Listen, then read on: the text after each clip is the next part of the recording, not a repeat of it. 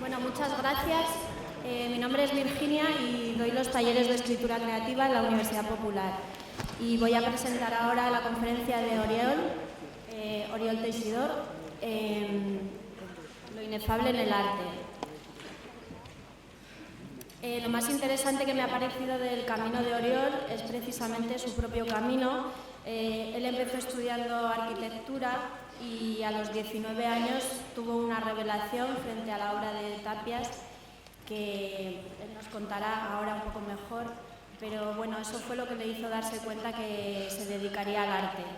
Terminó la carrera de arquitectura y después dedicó 4 años de su vida a visitar museos y a ponerse frente a las obras de arte para aprender de ellas.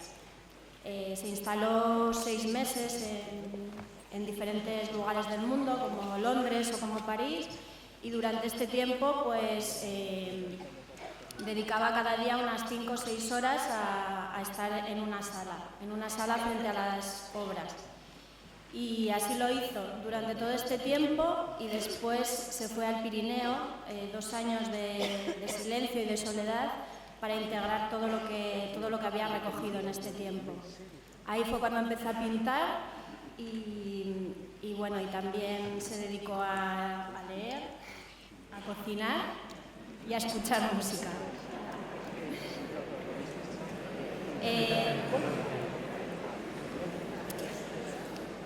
Entre una de sus fuentes de inspiración fue la poesía de Alberto Caeiro y bueno, quiero despedirme con un verso de uno de sus poemas.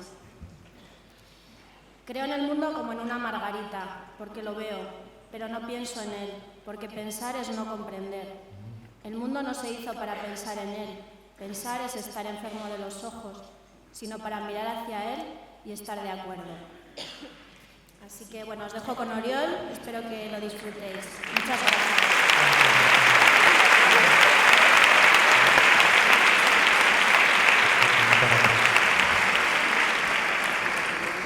Bueno, buenos días. Muchísimas gracias, Virginia, por la presentación.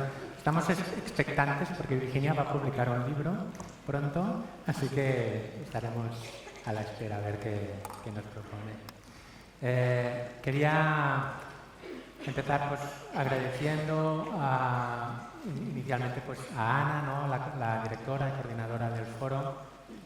Ella me llamó ya hace bastantes meses porque había leído un capítulo de este libro, La experiencia contemplativa, en la que hace menos de 2 años, en este libro participa también Javier Mayoni, que nos va a dar una charla mañana, en el que yo escribí el capítulo sobre contemplación ante una obra de arte. Ana me llamó y me propuso de participar en el foro, de dar esta charla. Yo encantado acepté el reto, pero le devolví la propuesta con una contrapropuesta que fue, dije, bien, si vamos a hablar de contemplación ante una obra, quizá necesitaríamos una obra, ¿verdad? Y le dije, ¿qué te parece si pues trato de plantear una pieza? No me atrevo a decir que sea una obra de arte, de momento es una obra, una pieza, una realización en la que voy a usar mi lenguaje, que no es el hablado. Van a darse cuenta que en mi charla voy a intentar repetir lo mismo que ha explicado María, pero ella lo hace de una manera bellísima y conceptualmente súper bien cohesionada. ¿Qué quieren que les diga? Yo soy pintor, no sé, hoy voy con una americana, pero es que me la han prestado un amigo, no tengo ni eso. En el sentido que la palabra no es mi lenguaje, a mí me gusta ensuciarme las manos, es lo que hacemos los artistas plásticos, ¿no? De hecho, en el estudio empieza mi ritual diario vistiéndome el mono de trabajo. Es un mono de trabajador como el que usan los obreros en las obras. Y por algún momento pensé, ¿y si salgo a dar la charla como soy, con el mono de trabajo? Al final no me he atrevido, porque pensé, van a decir que soy un notas, que quiero poco de atención. y me han prestado esta americana, espero que me quede bien. Bueno, María explicó perfectamente lo que es la experiencia espiritual, la experiencia contemplativa, y yo voy a tratar de hacerlo, pero con el lenguaje de las imágenes, que es el lenguaje con el que trabajo, y por eso propuse de plantear una pieza, que la tenemos aquí, y soy el culpable de que os esté ahí infectando la visión del escenario. Luego vamos a hablar sobre ella. Quería agradecer entonces a Ana la invitación y la aceptación después de mi contrapropuesta para conseguir tener una pieza aquí en el escenario. También un agradecimiento evidentemente a la Universidad Popular. Ayer estuve con Amparo comiendo y fue una maravilla lo que nos explicó sobre su funcionamiento de la Universidad Popular, el acceso que tiene la gente de Logroño a esta iniciativa tan interesante. Pues felicidades por organizar todo esto. Quería felicitar y agradecer al Rioja Forum, a Jaime, que ayer, pues incluso fuera de su horario profesional, vino a ayudarme con el montaje de la tela, a los técnicos. Y finalmente, pues un agradecimiento a ustedes que en vez de hacer millones de otras cosas que podrían estar haciendo ahora mismo, han decidido estar aquí. Y espero que no les entre el sueño, porque suelo hablar como bajo y despacio y a veces se me duermen los estudiantes cuando hablo. Quiero empezar entonces pues explicándoles mi experiencia personal, que fue la que me llevó de una manera totalmente involuntaria a la práctica artística. Como ha contado Virginia, yo empecé la carrera de arquitectura y en segundo curso de arquitectura a los 19 años, que creo que no es casual porque tengo entendido que a los 19 años algo fuerte pasa. A mí me pasó justamente en esa edad. Pues entré de una manera involuntaria, inocente, a un museo que tenemos en Barcelona. Tenemos el privilegio de que Barcelona fue para mí, lo que fue el mejor artista del siglo XX, que fue Antoni Tàpies, parte de y tenemos en Barcelona la Fundación Tàpies, donde se recoge pues, el legado de toda su creación. Y yo entré por curiosidad, porque no conocía para nada la obra de Tàpies, menos conocía su historia, su vinculación con el hecho espiritual. De hecho, como me estaba formando como arquitecto, pues tampoco tenía grandes conocimientos sobre el arte y entré a ese museo. Y delante de una de las obras de Tàpies, me pasa siempre, perdonen, pero es que cuando pienso en la experiencia me suben como las lágrimas, me emociono. Delante de esa obra de Tàpies tuve lo que años más tarde supe que era una experiencia de mística salvaje. Les voy a explicar muy brevemente, aunque María ya lo ha hecho antes, cuáles son un poco las características de la experiencia de mística salvaje. La primera, como les decía, es esta espontaneidad que surge de una manera involuntaria, de una manera, espontáneo es lo contrario a cultivado. Digamos que yo no me había preparado para recibir lo que la obra de Tàpies me iba a mostrar. Segunda característica es que es un fenómeno inefable, también María lo ha contado. Entonces, intentar hablar de ello siempre es una contradicción, siempre es como imposible, pero lo que sí que tengo muy claro es que era una experiencia de una magnitud tan grande que creo que las palabras no llegan a alcanzar o a explicar lo que supuso esa experiencia. Después tuve una exaltación de las capacidades sensoriales. Me sentía como más vivo que nunca. Creo que podía casi como escuchar el alateo de las palomas fuera. La Fundación Tàpies está en la calle Aragón, que es una calle súper transitada, llena de coches. Pues parecía como que casi mis sensores estaban atendiendo más al vuelo de esa paloma o al aroma que estaba desprendiendo pues, no sé, el aire acondicionado de la sala que de lo normal. Era como una exaltación de las capacidades sensoriales. Después, una característica del fenómeno de mística salvaje es que es irracional. Tiempo más tarde uno intenta analizar qué es lo que pasó y por qué se sucedió toda esa magnitud, pero no hay palabras para describirlas y tampoco hay intención casi de intelectualizar la experiencia. Y no lo hubo tampoco en ese momento. Yo estaba bajo los efectos de esa emoción enorme y me daba lo mismo, digamos que no traté de analizar ni de conceptualizar qué es lo que me estaba pasando. Perdí las nociones espaciotemporales. Realmente no tengo ni idea de si la experiencia tuvo una durada de 3 segundos, de 3 minutos o de 3 horas. 3 días no, porque no me dejaban dormir en el museo, pero realmente perdí completamente las nociones del tiempo. Era como un estado flotante en el que se había parado los relojes, incluso sentía como que la Tierra había dejado de girar en ese instante. Y también las coordenadas espaciales. Como mi propio cuerpo dejó de pesar, creo que no le grité, no lo pude preguntar a alguien, pero sí que sentía como que la gravedad, las fuerzas de la gravedad estaban también como cortándose o disminuyéndose, si más no. Y el espacio arquitectónico se estaba como ensanchando. Parece todo un poco casi esotérico o no sé, como medio loco, mágico. Tuve una exaltación de los sentimientos de paz y de felicidad. Eso lo recuerdo con una emoción enorme, ¿no? Me sentía más vivo que nunca y más feliz que nunca.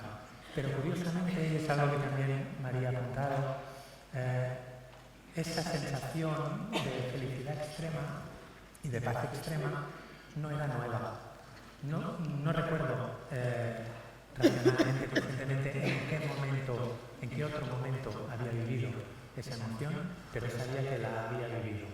Y tiempo más tarde pensé que a lo mejor fue en el nacimiento, a lo mejor fue en el primer momento en que salí, digamos, existí, que se remontaba un poco a esa emoción o a esa felicidad profunda de la existencia. Y finalmente, la característica como más impactante y que ha quedado permanentemente grabada en mi ser y que realmente transformó mi vida es la visualización de la unicidad. Sentí perfectamente la unidad con el todo.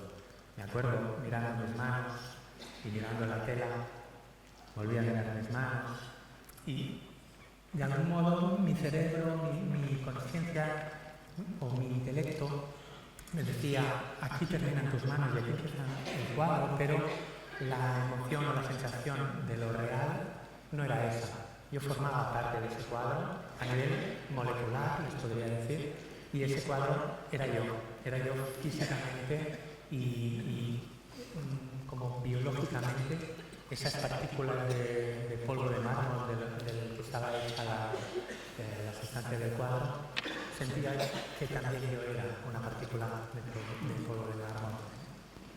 Esta es la sensación que también tiempo más tarde leí y le puse nombre del sentimiento oceánico. Seguro que han oído hablar de esa emoción en el que te sientes gota en el océano, ¿no? El océano es inmenso, inalcanzable, y tú formas parte de ese océano y eres gota, pero en el momento en que eres gota eres océano, o sea, el sentimiento oceánico habla de esa unidad con el todo.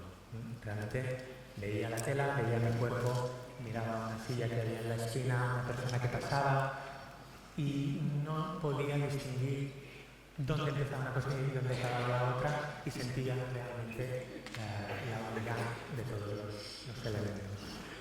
Esa fue la experiencia que tuve delante del cuadro de Tapias. Es una obra que ahora les voy a mostrar cuando empiece una presentación que he preparado de imágenes, porque lo que yo quiero hacer es tratar de marchar un poco del lenguaje verbal, textual, para adentrarnos en los misterios del arte, concretamente del arte visual, del arte plástico, en que las palabras desaparecen. Incluso en mis últimas exposiciones he hecho caso de la recomendación de un gran amigo artista, Jordi Villar, maestro también y fue mentor mío, que él me recomendó que en las exposiciones, él lo hace desde siempre, no haya tan siquiera ni etiquetas en las obras, porque la gente casi dedica más tiempo a leer el título, la técnica, la medida y no a contemplar la obra.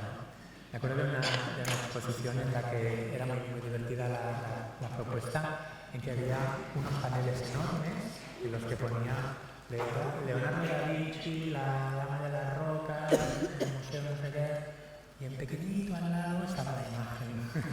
Para que, ¿verdad que vamos a buscar la historia? Pues esa es la obra, ahí es donde tienes que dedicarle la atención. Así que yo he preparado una presentación básicamente de imágenes para compartir cómo desde la práctica del arte, desde la contemplación del arte contemporáneo, también hay ahí como un poco de confusión de cómo la actualidad está tratando estos temas, pues como algunos artistas se han esforzado en buscar estas conexiones con el trascendente a partir de la contemplación artística. Bueno, ¿por qué el arte? ¿No? Esa es una de las preguntas iniciales cuando me aparté de las visitas en los museos, como estudiar de Virginia, que estuve unos años pues, visitando obras. Lo que hacía yo era ponerme delante de la obra, me permitía todo el día entero y esperaba a que algo sucediera, porque contemplar una obra es ir a dejarse que suceda un algo. Me cuesta explicarlo porque es una definición un poco confusa, pero no hay que ir a buscar entender con la mente, sino que hay que tratar de captar o comprender, que es un término bastante distinto al de entender. Comprender consiste en abrazar, digamos, la experiencia de la obra y no intelectualizarla. Esa es una vía también que voy a compartir con ustedes, pero lo que yo me proponía en los museos era realmente enfrentarme a la historia de la pintura con las obras, sin guías, sin libros, sin datos sobre ese artista, pero en el momento en que recibí el mensaje o tuve la revelación de la obra de Tapias, bueno, pues vi que tenía que saber algo también sobre el arte, sobre la historia del arte, pero quería saberlo, quería conocerlo empíricamente. Por eso la decisión fue no encerrarme en un aula, estudiar bellas artes, historia del arte, no abrir libros, sino contemplar delante de la obra original. En mi retiro en el pueblo, fueron un par de años más, allí sí que ya empecé pues como a analizar lo que había pasado, pero primero fue recibir esta experiencia de la contemplación. ¿Y por qué el arte? Era la pregunta que me surgió. Y la respuesta que les puedo dar ahora mismo es pues porque tenemos algo en nuestro interior que lo material no puede satisfacer. Y el arte, una de sus características es su inutilidad, si me permiten la expresión, o digamos que el arte empieza a ser útil en el momento en que renuncia a serlo. No tiene una función específica, o si más no, hay que esperar a que suceda algo que no es lo que va a suceder si vamos con una intención utilitaria y específica del uso del arte. Además, hoy en día, en una sociedad pues, capitalista en la que vivimos, ¿no? En la que casi todo se ha reducido a un comercio, a una especulación, pues plantear elementos que marchen, que intenten huir de este mercado. A ver, el mercado del arte es muy fuerte, pero no tiene nada que ver con la intención del artista ni con el arte en sí. Pues parece que en un contexto como el nuestro hay ciertas confusiones de por qué el arte y por qué lo necesitamos. Yo no tengo ninguna duda de su necesidad, aunque sea aparentemente inútil, pero las cosas importantes suelen ser innecesarias o inútiles, pero en el fondo es lo único que nos sostiene, ¿no? Y lo más importante que tenemos por conseguir y por compartir. Bueno, vamos ya que he traído la obra y hemos conseguido pues, tenerla aquí, les voy a compartir un poco cuál puede ser la actitud que debemos tomar ante la obra de arte.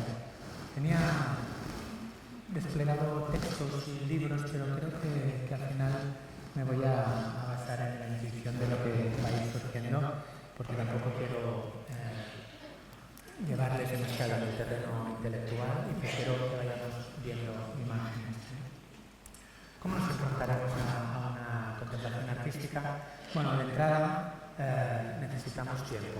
Lo que no podemos hacer, lo que yo no les recomiendo, es entrar en un museo, en una sala de arte, en una galería y tener prisa por si nos espera alguien, por si hay algo más urgente. El arte requiere, la contemplación en general requiere demora y esa es una de sus riquezas. El arte nos permite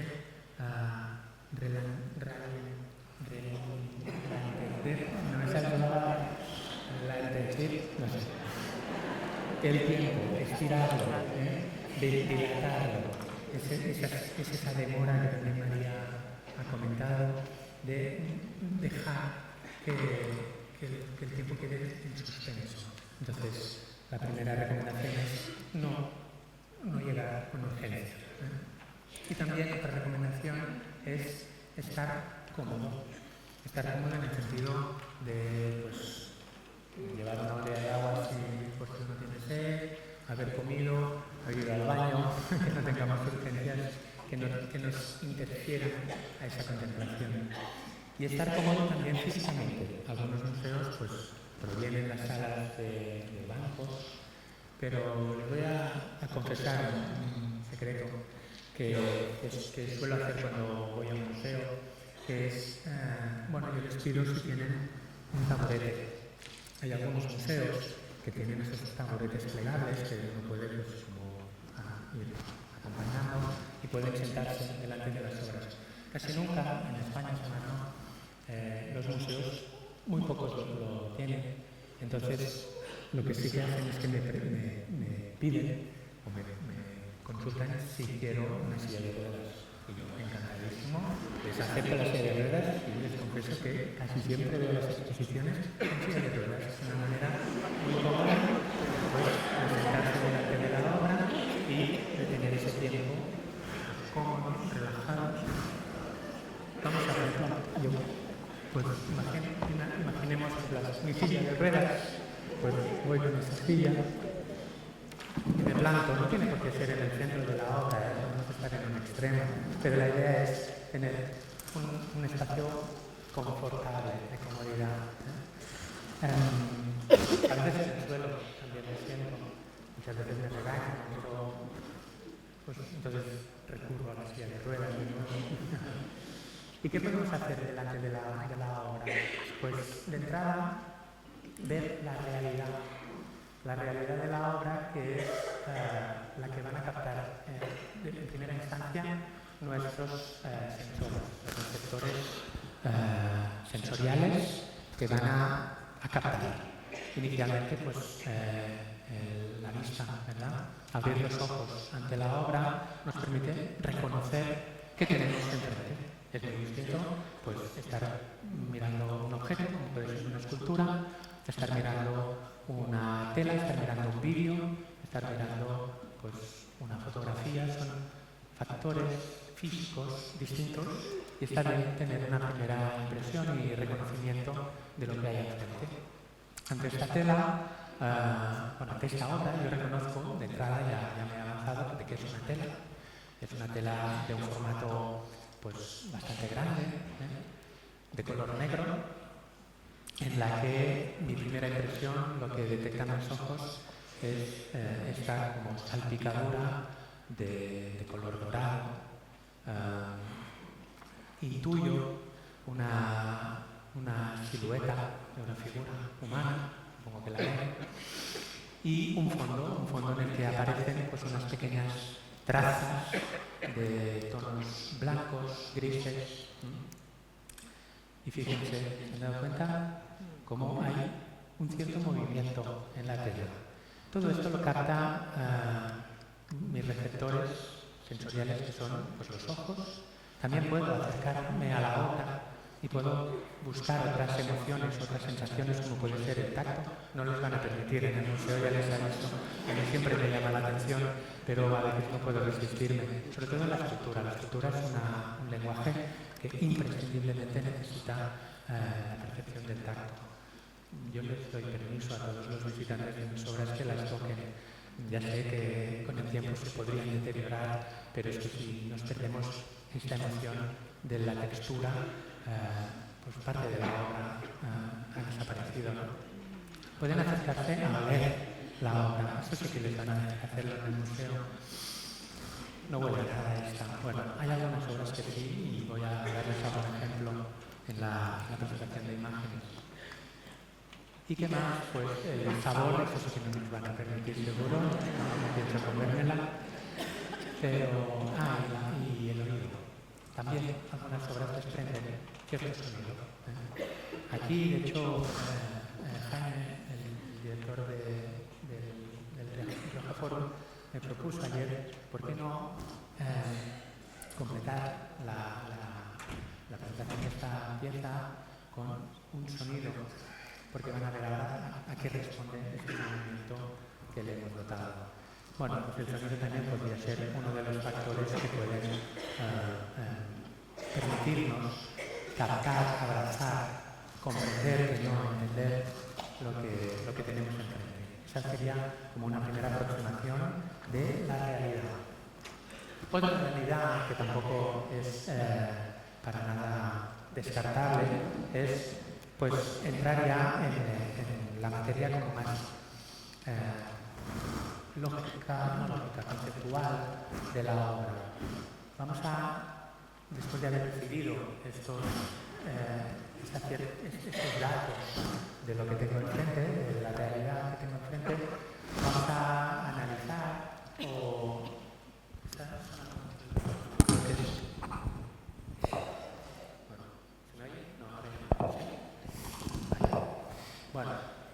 pues vamos a empezar a intelectualizar un poco sobre qué es lo que hay detrás de esta obra. Pues hemos visto, como decíamos, que era una tela de gran formato, pero esta tela veo que está solo sujeta de la parte superior y está liberada, no está tensada en un bastidor. Es una característica curiosa de la obra, porque los cuadros pues, vienen tensados perfectamente planos. Esta no. El hecho de que solo tenga este punto de soporte superior le da pues esta holgura, esta libertad, que es de la que va a hablar la obra. Hemos detectado que estaba hecha de una tela de color negro.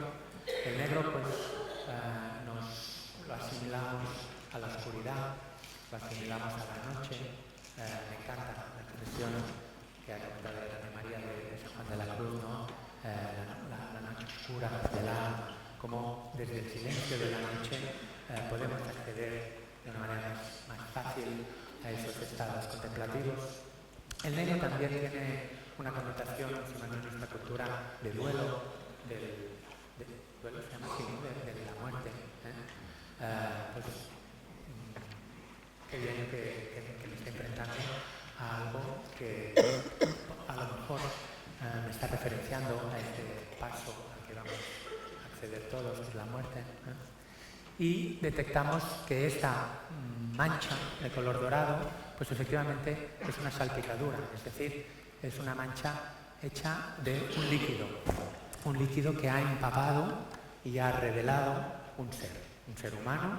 No sé quién es esta persona, no tengo su rostro, no tengo tampoco casi ni su género, ni su edad, ni su época. A veces con estudiantes, con chavales que hago un taller sobre esta serie, les pregunto quién es esta persona, de qué época, si les parece que es una persona contemporánea, me dicen que sí. Les pregunto si puede ser una persona del siglo XV y de entrada me dicen que no, porque llevan los pelos de otra manera. Pero bueno, si rapamos a una persona del siglo XV, seguramente también tendría un aspecto parecido, ¿no? Bueno, pues es un ser que la única información que tengo de él o de ella es su silueta, su forma humanoide, digamos. Y lo veo, se me ha revelado gracias a esta salpicadura de un líquido. El líquido, como sabéis, es una sustancia que se ha usado múltiples veces en rituales espirituales, en rituales religiosos. El líquido en forma de libación, ¿no? La libación, ¿sabes?, que es ese rito que consiste en verter sobre un objeto, sobre una persona, sobre el altar, sobre un espacio, sobre un lugar, pues un líquido, agua, aceite, miel, leche. Este gesto de purificar, de lustrar, de disolver, de limpiar las impurezas que pudiera tener, pues se manifiesta a través del símbolo del líquido. En el cristianismo, el bautismo, por ejemplo, es un primer gesto de purificación de esa persona, de ese bebé. En el Islam, los musulmanes, pues hacen sus abluciones de pies y manos antes de entrar a pregar en el espacio sagrado. En el budismo hay unos rituales en que riegan con té la figura, la estatua de Buda. Pues siempre hay este gesto del líquido como gesto purificador, como elemento de disolución de las impurezas. Pues este ser se nos revela gracias a esta salpicadura, pero vemos que es una salpicadura de una magnitud inmensa. Digamos que es una salpicadura que no ha podido ser hecha por un ser humano, o sea que es una salpicadura que no sigue las leyes de la física de la Tierra. Ven que una salpicadura de estas dimensiones pues tiene una magnitud que si yo vierto un poco de pintura sobre la tela, eso no sucede. Con lo cual puedo entender que me está hablando de un gesto como magnificado, de un gesto no humano, de unas fuerzas, digamos, divinas, de algo que sobrepasa el contenedor de lo humano. Y además es una salpicadura como que parece casi un residuo de algo que viene de mucho más allá. Solo tenemos un fragmento de esta realidad reveladora que es esta salpicadura, pero que intuimos que puede ser magníficamente inmensa. Y finalmente su color, que es este color dorado, pues el oro en principio sí se puede fundir, pero es un material, físicamente es un material sólido, pero en cambio aquí aparece en forma líquida, porque para mí el oro no tiene la connotación del valor monetario como mineral, sino que para mí el oro tiene la connotación de la luz. Y por eso su salpicadura, digo que es una salpicadura de luz, ¿no? Es un iluminar para ver. Y lo que ve este ser que ha sido iluminado con esta salpicadura de luz es pues el entorno que le acompaña, que a lo mejor desde el final no se acaba de percibir, pero si después en la pausa se acercan, podrán ver que está lleno, lo primero que detecto en este fondo, como de unos puntitos blancos y de una especie de áureas que rápidamente me remiten al cosmos, al macrocosmos. Es una visión de la inmensidad, de la infinitud, de lo grande. Pero con una mirada un poco más atenta voy a ver que de vez en cuando aparece un elemento que me remite no al macrocosmos estelar, sino al microcosmos. Aparecen algunos elementos que son organismos microscópicos, unicelulares, porque lo que yo percibí delante de la obra de Tapias y que les he contado antes es esta unicidad, esta unión entre lo magníficamente enorme y lo divinamente diminuto.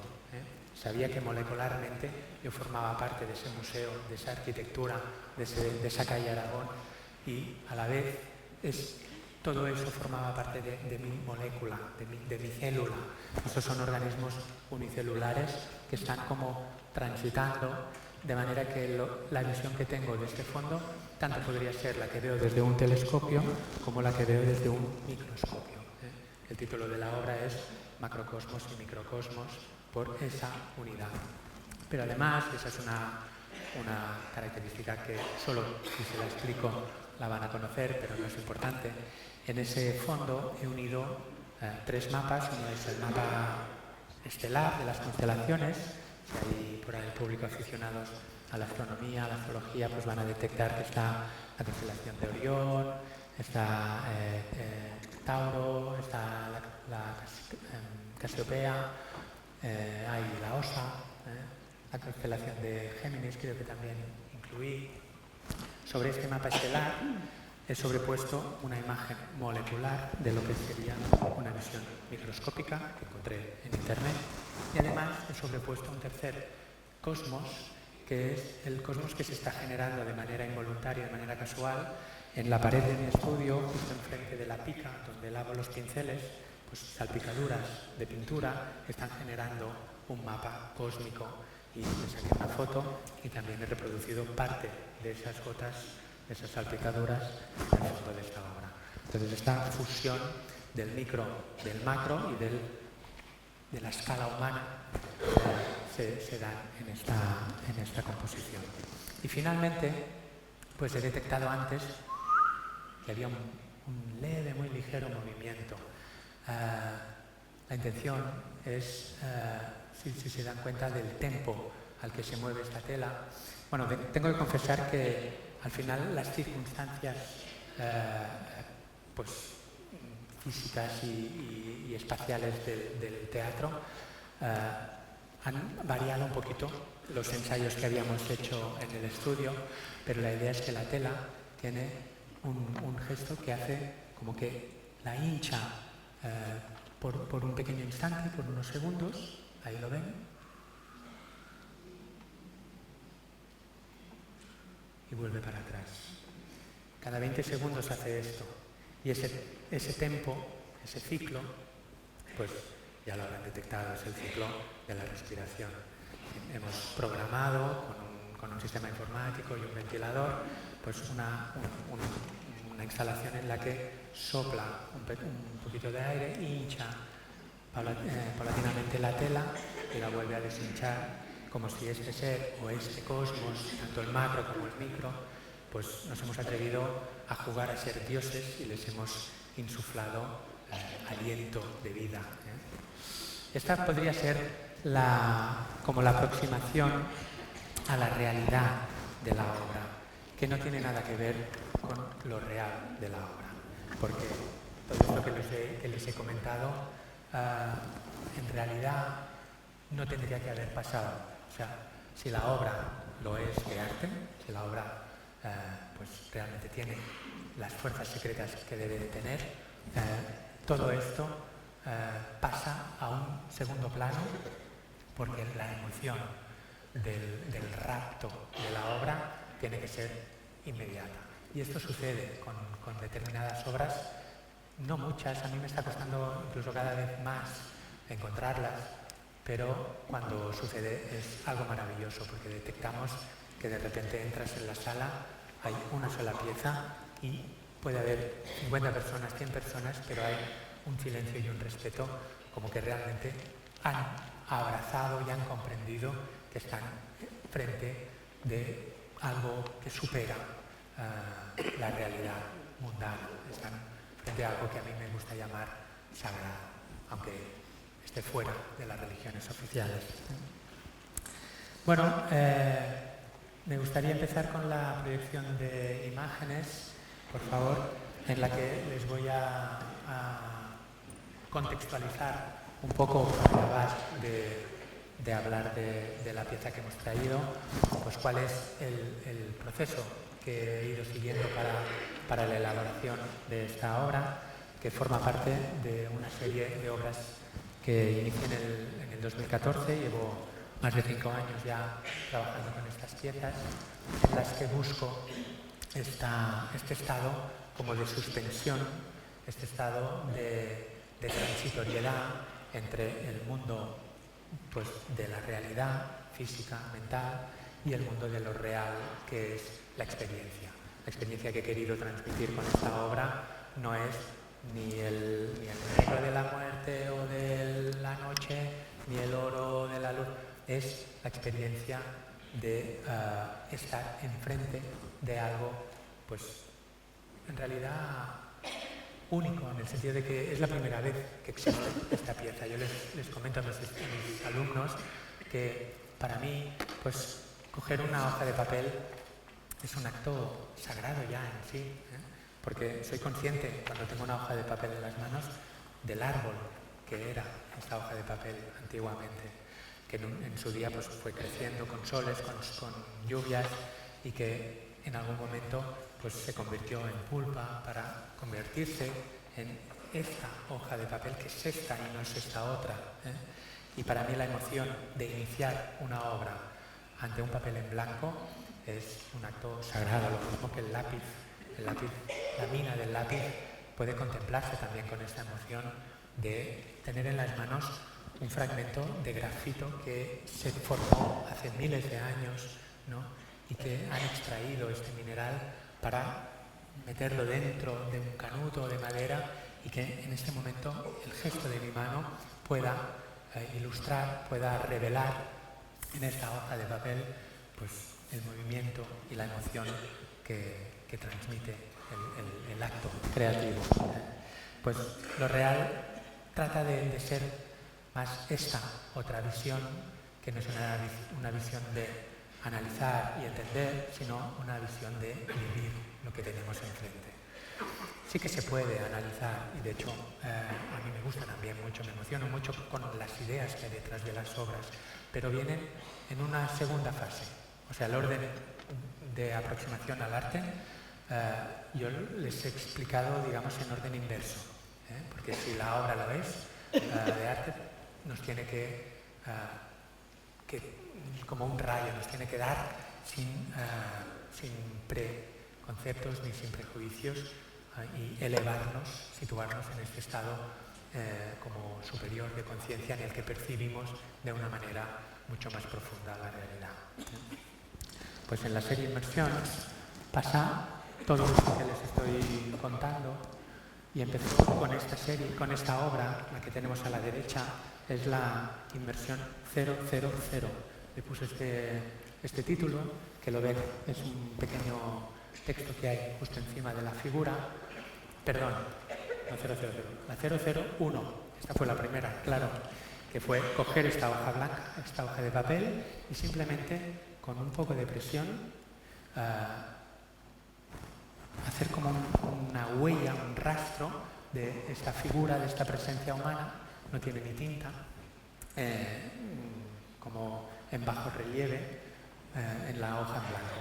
Pero justo a continuación de hacer esta pieza, la 001, me pregunté, bueno, pues este es como un inicio, este es el nacimiento, ¿no?, de esta experiencia espiritual ante una hoja en blanco. ¿Qué era de mí antes de esta existencia, antes de este nacimiento. Y me pregunté y me emocioné con la idea del silencio profundo. Hay un texto de un poeta que me encantó, que decía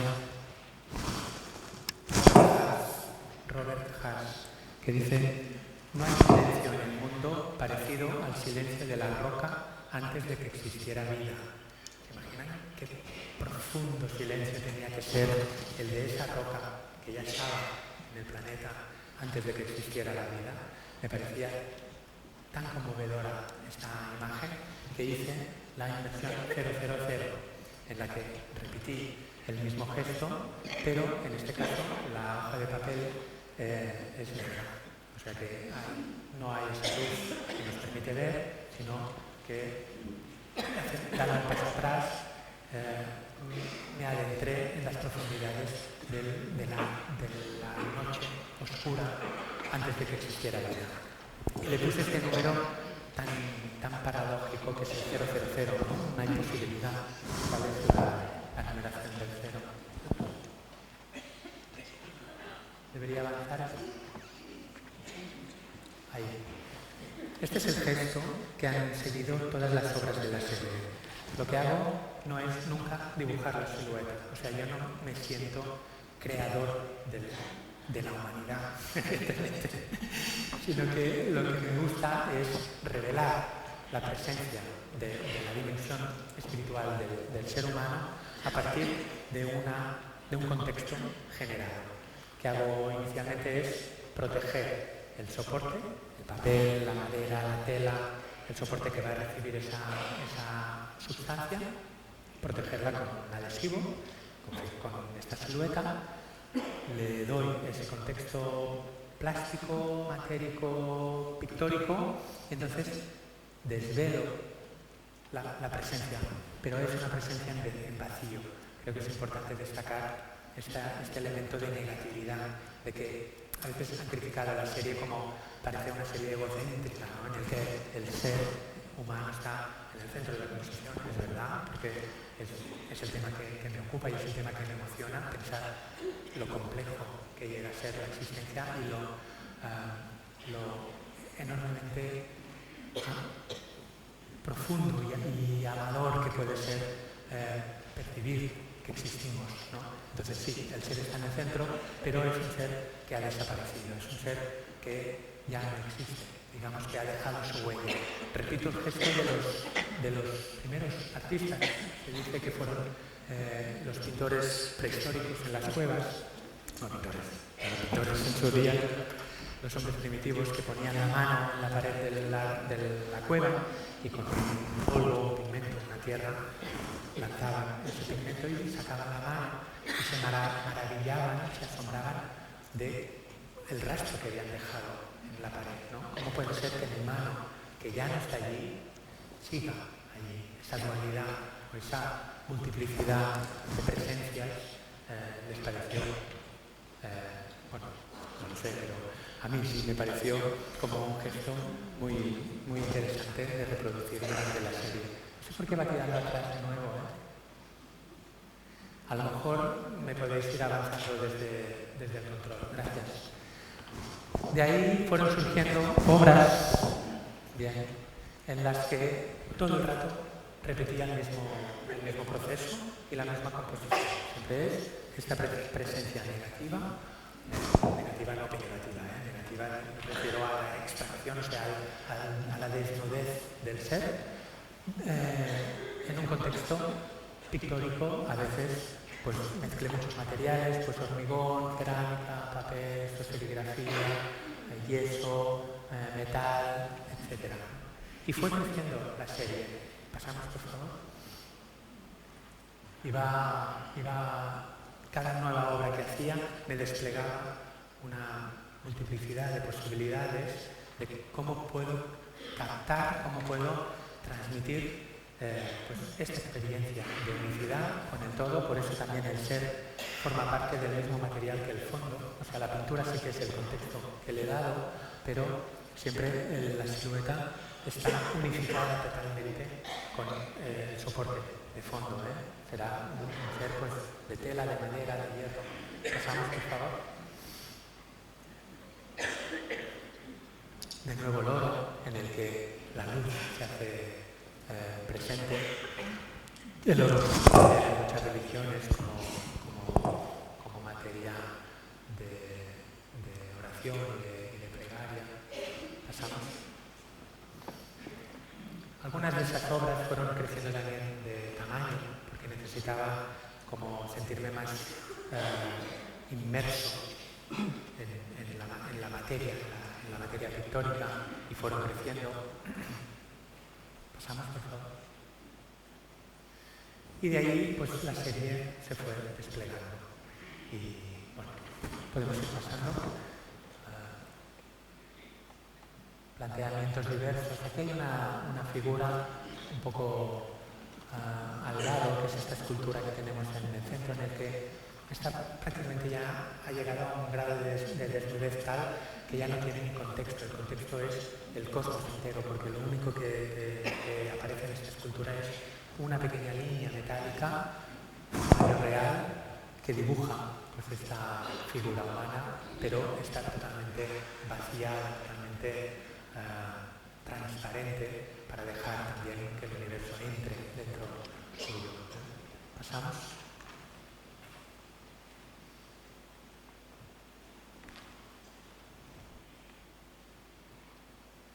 Materiales diversos que no son propios de la práctica artística oficial o ortodoxa, pues tochos de hormigón, como los que usan en las obras, ¿no? Bueno, también mi bagaje como arquitecto pues me hizo interesarme por esta materia constructiva que no era propiamente de las artes plásticas, pues como desde un muro de hormigón, pues el hecho de lanzar una cubeta de yeso, que sería lo que debería proteger esa pared, pues revelaba también esta existencia humana. Pasamos. Y en algunas ocasiones incluso la obra coge unas dimensiones tales que el público o el espectador, el contemplador, puede incluso interactuar con ella. Esta fue un encargo para un festival en el que propuse una escultura en la que las dos paredes de la pieza pues eran dos pizarras, dos superficies de pizarra, y en los laterales existían unas tizas, unos borradores, y la gente podía pues, dejar su rastro en la escultura misma. Esta fue una pieza que realicé el verano pasado, en el que participé en un concurso internacional de escultura en Argentina, y el tema era para un museo que es un centro de educación ambiental, y las esculturas tenían que responder a las bases que exigían el uso de materias recicladas para su elaboración. Y yo en este caso lo que hice fue recuperar una técnica de construcción tradicional del sitio, que era la construcción en tierra compactada, que no es otra cosa que coger pues, las tierras que rodean el espacio. Eso está en la precordillera de los Andes, una zona casi desierta, y hay pues, una presencia de tierra enorme. Pues la escultura lo que hace es como cortar una rebanada de tierra, levantarla y dejar ver pues esos estratos de la formación geológica que lleva millones de años, y nosotros pues, todavía la estamos pisando, pero aparecía el hueco de la huella humana también, a modo de concienciación de cuál es la huella que estamos dejando en la Tierra. ¿Pasamos?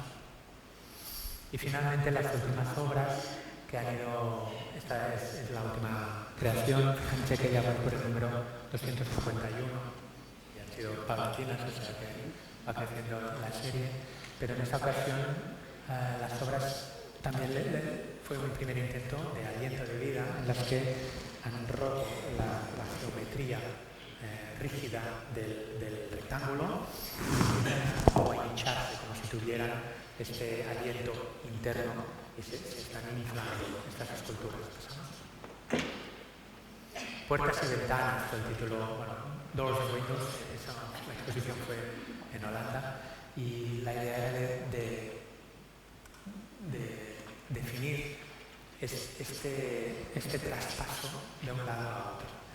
Puertas, cuando abrimos una puerta y pasamos, estamos en otro espacio. Pues esto es lo que las esculturas estas querían identificar, y ventanas, las que están en paredes, son ventanas que también remiten a este más allá al que la dimensión espiritual nos permite alcanzar. Pasamos, por favor.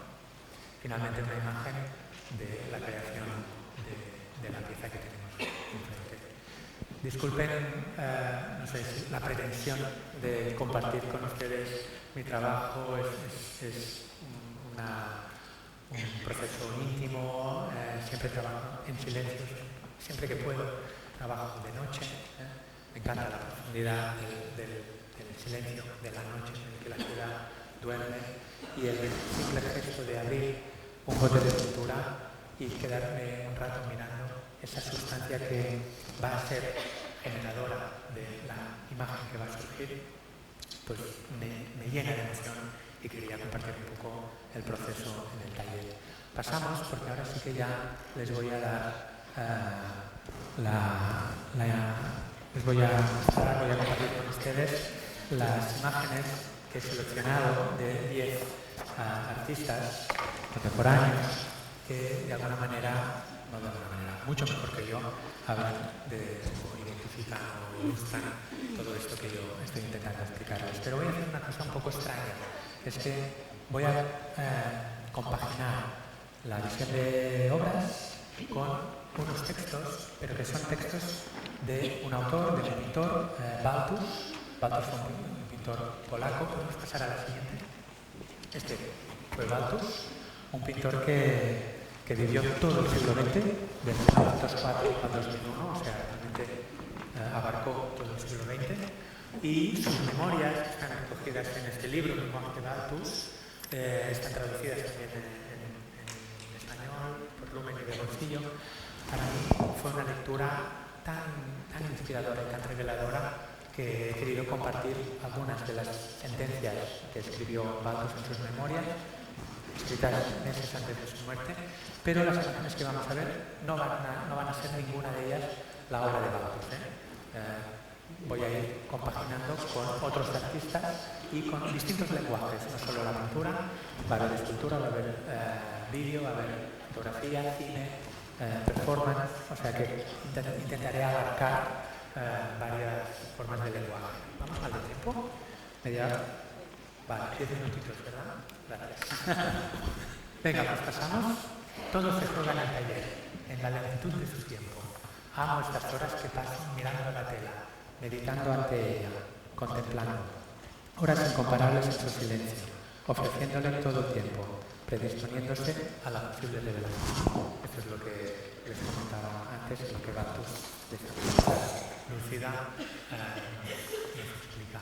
Y no podía sino pues, empezar con Tapias, que es el que fue el autor de la obra que tienen aquí abajo, la que me despertó toda esta emoción, esta dimensión del ser. Y hay una obra que me parece especialmente interesante, que es la que tienen arriba, en la que Tapias provoca un poco esta otra visión. Lo que hace es un lienzo, un bastidor con una tela, y lo cuelga en el museo, pero no lo cuelga de cara, sino que lo cuelga de espaldas, como esa referencia a permitirnos mirar más allá, mirar qué es lo que hay en lo invisible del arte, qué es lo que no nos enseñan ahora, porque los artistas usamos las imágenes, pero no para mostrar lo que se ve, sino en muchos casos para mostrar para abrir la posibilidad de ver lo que la imagen nos permite enseñar. ¿Pasamos? Bueno, este es un gesto divino que hizo Tapias. Su trabajo casi siempre era el de estar sentado meditando frente al soporte. Sus pinturas son gestuales de una acción muy rápida.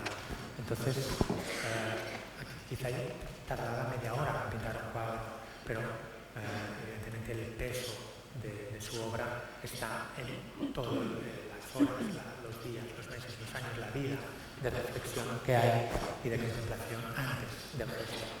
Después de estar unas horas en exposición, esta es la sala de reflexión de la Universidad Pompeu Fabra de Barcelona, el autor se levantó y con una brocha y un titán, una pintura de muebles, dibujó este pequeño gesto. Pasamos a la siguiente, que lo vemos ahí en la izquierda, que para mí me parece un gesto magnífico de apertura.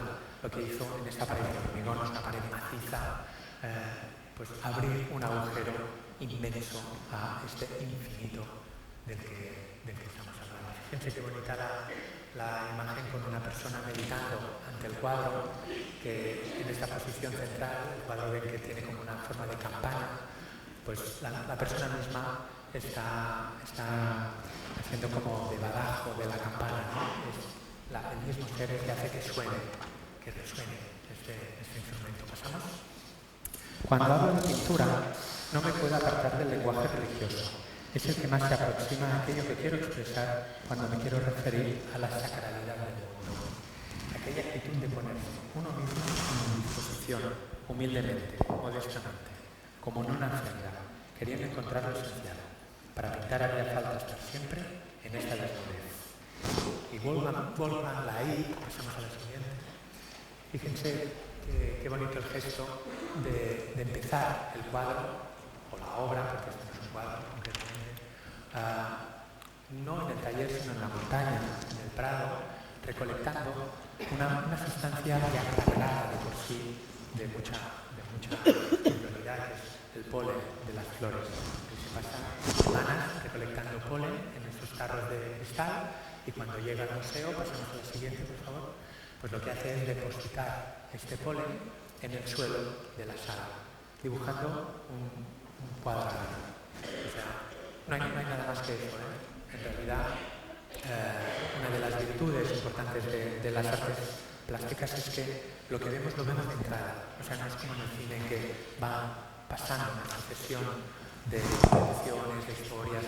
No, el cuadro o la instalación está allí desde el primer segundo y no va a cambiar nada. O sea, que lo que hace es que nos obliga a ser nosotros el agente generador y activo de la perfección de la obra. Pasamos a la siguiente. De la misma manera que se reza. Camino de silencio. Acceso a lo invisible en el mundo. Empiezo a pintar cada día rezando. Un gesto ritual que me da fuerzas para cruzar, para salir de mí mismo. Tengo el convencimiento de que la pintura es una forma de plegaria, una vía de acceso a Dios. Esto dice Balthus. Aquí la palabra de Dios que cada uno le ponga el Dios que considere, pero sí que me parece bonito, pasamos la manera de ofrecerse en plegaria, ¿no? De rezar ante la obra. Esta es una instalación de vídeo que hizo Bill Viola,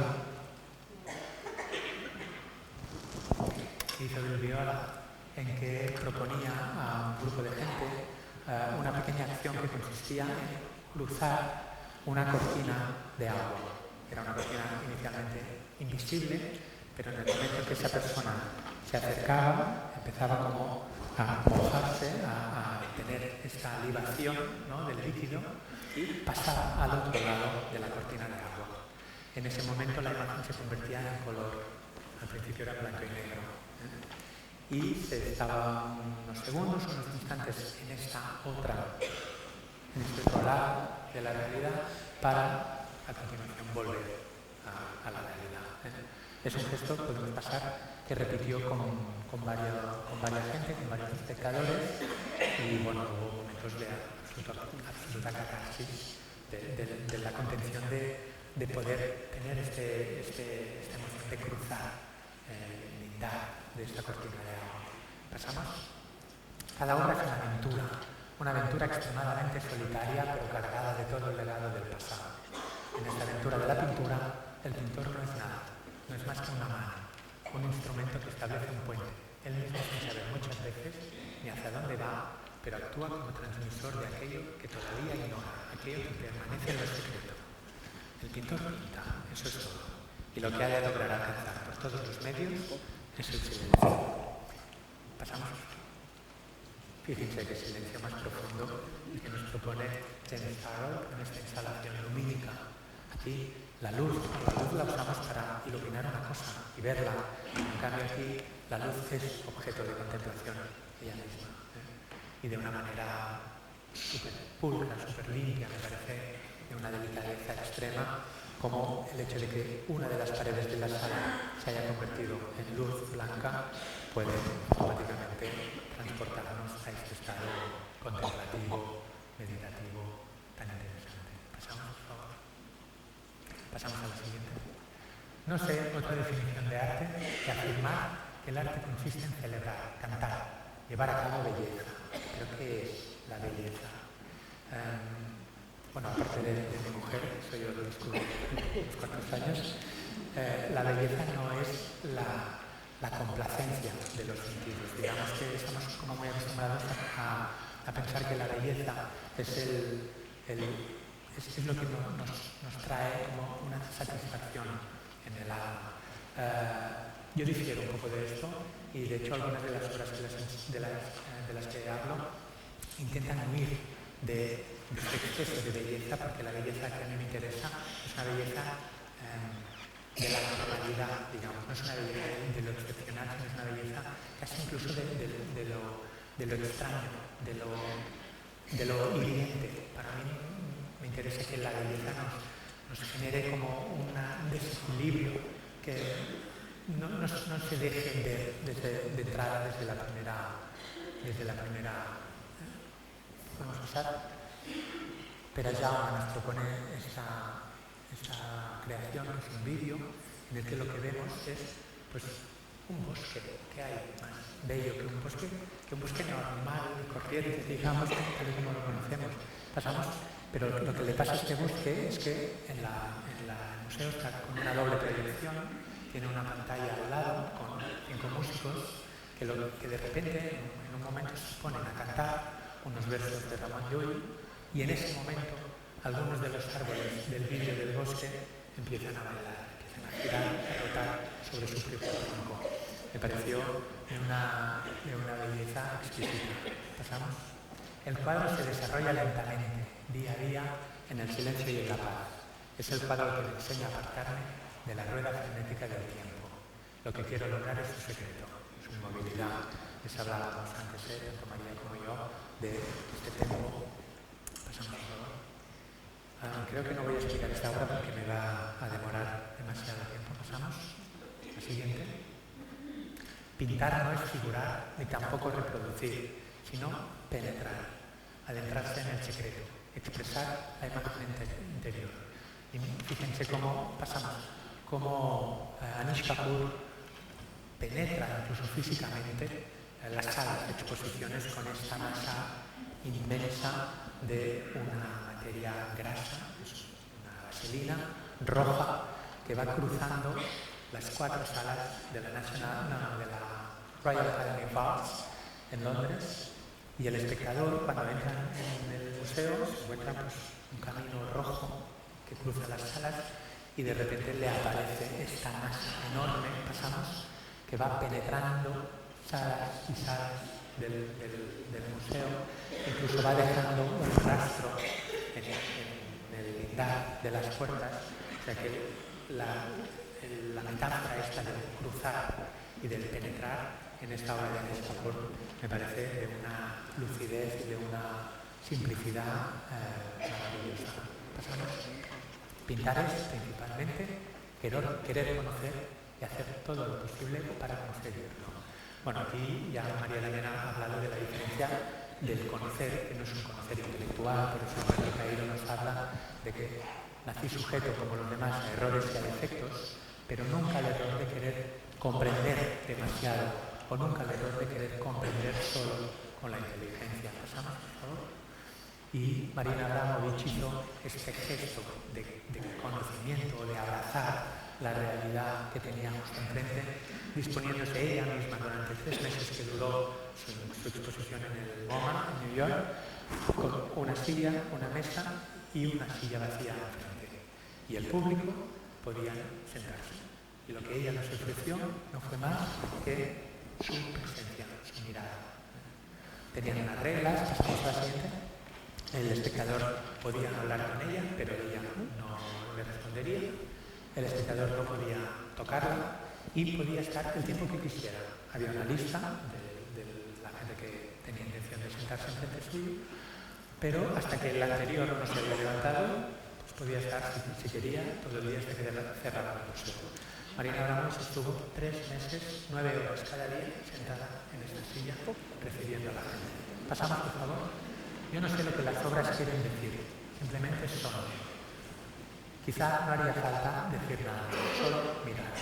Yo me paso horas mirándolas en el taller, las miro, entro en su misterio. Balthus hablaba también de acariciar una obra, decía que una jornada de pintura suya podía consistir simplemente en acariciar un cuadro durante horas. Me voy a saltar esto porque hay además un vídeo y no nos va a dar tiempo. Pasamos. El misterio ha guiado mi mano adentrándome en su noche. En cierto modo debe ser una experiencia parecida a la de los místicos, la profunda noche que atraviesan para poder acceder a la luz. Pintar es dirigirse cada día hacia la fuente a buscar el agua, la luz. Pasamos, por favor. Y con esta imagen, si era acabar, me falta un pequeño regalo final. En fotografía, en el lenguaje de la fotografía, Hiroshi Sugimoto hizo una serie de fotos que me parecen divinas en las que aparece pues, una sala de proyecciones, un cine y una pantalla. ¿Qué hizo Sugimoto? Pasamos a la siguiente. Sugimoto lo que hizo fue colocar su cámara al principio de una película, del pase, una sesión de cine. Su cámara abrió el objetivo y dejó que la cámara contemplara esa película durante las 2 horas, hora y media, 2 horas que duraba la película. Y cuando acababa la película, cerraba el objetivo. El resultado es una imagen que lo único que es luz, es el sumatorio de todos los fotogramas, millones de fotogramas que habían pasado toda una historia ahí dentro de esa película, ¿no? De enamoramientos, de muerte, de viajes, de lo que fuera, quedaba concentrada solo en esa imagen tan hermosa de una pantalla blanca de luz. Y un detalle importante es que en ninguna de las fotos de esta serie de Sugimoto no hay nadie contemplando la película. El patio de butacas está siempre vacío. Pasamos, por favor. Esta última imagen que quería mostrarles es la foto que encontré de... aquí. La imagen más completa que tenemos del universo. Dice que muestra 265.000 galaxias. Yo la abrazo, pero evidentemente no entiendo de qué va. Es el resultado de juntar más de 7.500 imágenes recolectadas durante 16 años por el telescopio Hubble. La NASA, no sé quién lo ha hecho. Pues ahí tenemos la imagen, la emoción del infinito, de lo grande, pero que a la vez es la misma emoción que siento cuando veo lo infinito de lo diminuto. Una simple piedra, cuando la contemplas durante unos minutos, ahí aparece un mundo cósmico enorme. Pasamos, finalmente, Irma Betancourt decía, ¿y qué importa el espacio si tú lo llenas todo? Ya está, muchas gracias.